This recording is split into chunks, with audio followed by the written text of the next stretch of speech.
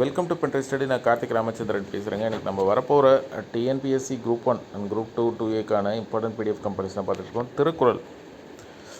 திருக்குறள் நம்ம மொத்தமாக ஒரு கம்பெனிஷன் கொடுக்குறோம் அப் டு குரூப் 4 வரைக்கும். General studies, general science, unit 8 unit 9 சொல்லிட்டு இந்த யூனிட் 8ல் இருக்கக்கூடிய 979 கொஸ்டினில் திருக்குறள் இருக்காது. அதுக்கு பதிலாக நம்ம திருக்குறளை தனியாக தான் காமிச்சிருக்கோம். ஏன்னா திருக்குறள் இன்னும் நிறைய பேர் கஷ்டம் நினச்சிட்ருக்காங்க. பட் திருக்குறளை பொறுத்த வரைக்கும் நீங்கள் தனி ப்ரிப்பரேஷன் தேவையே இல்லை. நீங்கள் இந்த ப்ரீவியஸ் இயர் கொஸ்டினை பாருங்கள், plus book back questions related to Thirukkural பாருங்கள். More then enough. நீங்கள் ரொம்ப அதிகமாக பார்த்து மாட்டிக்காதீங்க, டைம் வேஸ்ட் பண்ணாதீங்க.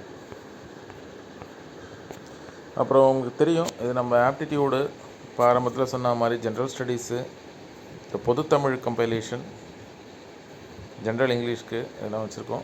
ஸோ இப்படி தான் இருக்கும். 2 மீடியம் ஆஃப் ஸ்டூடெண்ட்ஸும் யூஸ் பண்ணுற மாதிரி தான் நம்ம இந்த பிடிஎஃபை உருவாக்கி வச்சுருக்கோம். சரிங்களா? அப்படி தான் இருக்கும். நீங்கள் கோத்ரூ பண்ணலாம். சரிங்களா?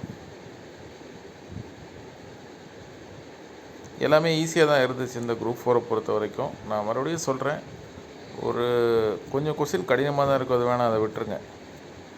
ரொம்ப 200 அவுட் ஆஃப் 200 இல்லை நமக்கு கட் ஆஃப். அதனால் நீங்கள் ஸ்ட்ராட்டஜி கிளாஸ் பார்த்தீங்கன்னா நான் சொல்லியிருப்பேன், ஒரு 20 கொஸ்டின் டிஃபிகல்ட்டாக தாங்க வரப்போகிற குரூப் 2 2 அதை விட்டுருங்க. School book and previous year question மட்டும் பாருங்கள் போதும் அப்படின்னு சொல்லிட்டு. சரிங்களா?